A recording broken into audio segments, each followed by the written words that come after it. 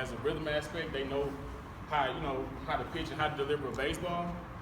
With that aspect, I want to work on balance. When they're at that point, you want to work on them being balanced. So what I like to do is I call it a balance drill, which I had a pitcher come from. You come from the stretch, you come to a set position. When I come from a set position, I'm right here. I hold this for 3 seconds.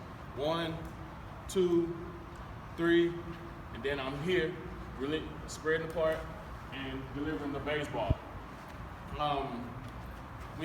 It's different steps to it, and he'll get into it more. He has with a 3-step drill that he has, but balancing and technique is some of the main things that a pitcher has to go through.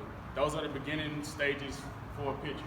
The ones that are just now beginning, that are still doing coach pitch, and they haven't officially started pitching off the mound yet, we can break it down a little bit more. We kind of have just a small little 5-step process. It's called a rock back, which if I'm standing on the mound, for those that want to go out of the windup, you have a rock back. I call it a pivot, would be number 2. 3 would be balance. 4 would be power. And 5 would be the delivery.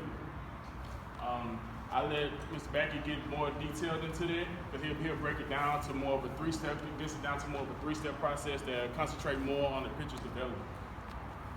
I've had 2 chances at this, and I've ran over both times, so I'll try to get it all in. I like to talk, and I like to make sure that that what I'm trying to get out there is understood. So, yeah, I have a 3-step process, okay, that I teach my kids, and it's for all ages. Really, when it comes to pitching, it's for all ages. I've dealt with 16-year-olds that need this elementary 3-step process to help them throw the ball better, okay, more accurate and more powerful. So, in the 3-step process, it's just simple: 1, 2, 3. There's a rhythm and timing of that as well. There's a rhythm to that count that's also important that I'll get to at the very end here. But in each count, there's something in that count that needs to happen. So usually it's about 2 things. So in the 1 count, it's a very simple, rhythmic, simple count, 1. Not 1, not 1, it's just 1. And in that 1 count, we're going to create balance, and we're going to get closed. Okay? When I say get closed, I mean my front side, in particular my front shoulder and my front hip. Okay? We have to open up to throw a baseball. But we're not going to open until the count of 3. We want to stay closed as long as possible. And not until the 3 count will we open up. And we need to get closed as much as we possibly can so that we put ourselves in a powerful position and a safe position. We open up too soon, we are susceptible of getting injured. Okay, one of these little zippers on your elbow is not very fun. You're out of baseball for at least a year. So, in the 1 count, very simple, rhythmic 1. I'm going to get bounced on the foot that's in the rubber, and I'm going to get closed. If I bring my leg straight up, look at my shoulder, not move. Okay, I'm closed here, but I'm not fully closed. This is open.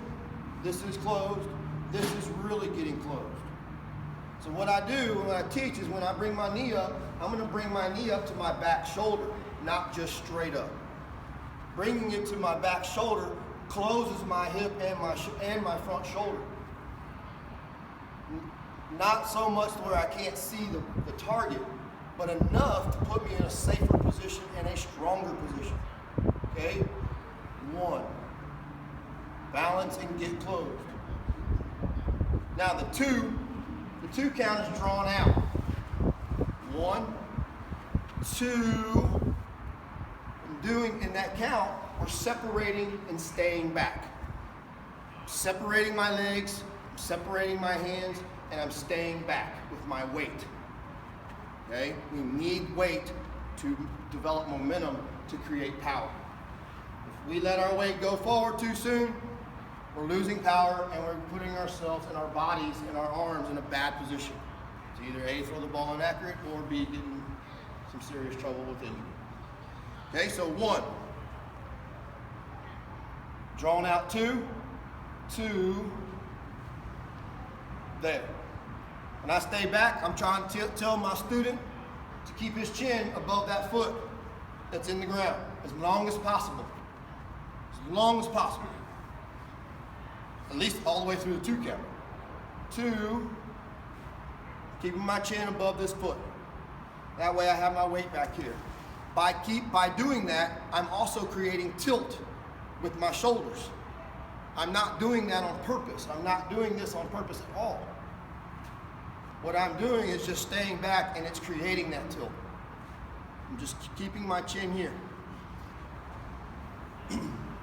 When I separate my leg, it goes down and out. Notice that I'm basically taking my foot closed. I'm gonna take my heel and keep it there. I don't want to get there. Swinging gait, opening up. I'm gonna stay closed until the 3 count. Drawn out, 2, taking our leg down and out.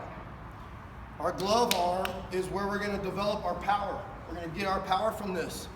We cannot have our glove go down. We've got to have our glove go up and our elbow here about chin high where I can still see my target, but I'm getting it up here because at 3, I'm gonna be bringing it down for power. If I don't get it up, I'm not gonna have power. Okay, so I've got my glove, my leg goes down and out, my glove hand goes up, my hand with the ball, preferably I want it to go down and back. Down and back. And I still got the ball facing away from me.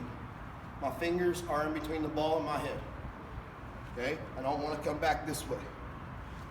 Down and back. Boom, drawn out 2. 2, then the 3. 3 is the power. 3 is a sharp. It's when it's time to let it go. We put ourselves in a good position with the 1 and the 2. And now 3, it's boom, 3. That's push, pull, and deliver. Okay, we're gonna push with our back leg, really with our foot and our toe, digging into that dirt in front of the rubber. And I'm gonna pull down with my arm being in the right position. I'm gonna pull down my elbow down by my side. Okay? I'm still closed until 3, and now I'm gonna let it, and then now I'm just gonna open the door up as fast as I possibly can, under control, obviously. 1, 2, 3. As I pitch. Okay? Remember the rhythm of the count. It's important. Okay? We don't want to go too fast too soon. If the rhythm of the count is 1, 2, 3, this is what you'll end up getting. 1, 2, 3. That's not good. Especially when we're training. When we're training these kids, these young athletes, some of them not really good athletes, but we're still training them, try to be as good as they possibly can get. We want to slow them down. Make sure that they understand what you're trying to get them to get a grasp of. So slow them down, have the rhythm of the count that I'm telling you. 1, 2, 3. Okay? 1, balance and get closed. 2, separate and stay back. 3, push, pull, and deliver a strike. Okay? Very simple, very elementary, but it works. It works with little kids. It works with big kids that have problems throwing strikes. It works with big kids that have arm troubles. Come to me, man, he throws the ball pretty well, but his arms are constantly bothering him. It's typically because they're flying open too soon or their weight is going forward too soon. Not until the 3 count should you go forward at all or open up. Stay closed as long as possible and stay in that rhythm that I was telling you. Slow them down. One thing that I've shared with the first 2 groups, and I'm sure I'll do it with everybody, is I was taught at a young age, which I'm sure you guys do as well, to go, go, go, go. Practice hard, like it's a game. It's all I learned from my father, who was ex-military, from my football coaches that used to yell and grab us by the face mask and tell us to get after it. When I got my 2nd year in the big leagues, when I came here to Houston from Tampa, I met a gentleman by the name of Roger Clemens, the Rocket.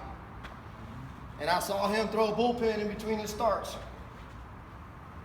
And I was I thought he was just joking around with me. What the hell is he doing? Because when I go throw my bullpens in between my starts, it's like a game, like I've been taught. Go, go, go, get after it. I go down there and I watch him, and he's, at the time, he was probably throwing 93 miles an hour in the game. In the bullpen, he throws maybe 80 miles an hour. But that catcher ain't working very hard. Because all that catcher's doing is going like this.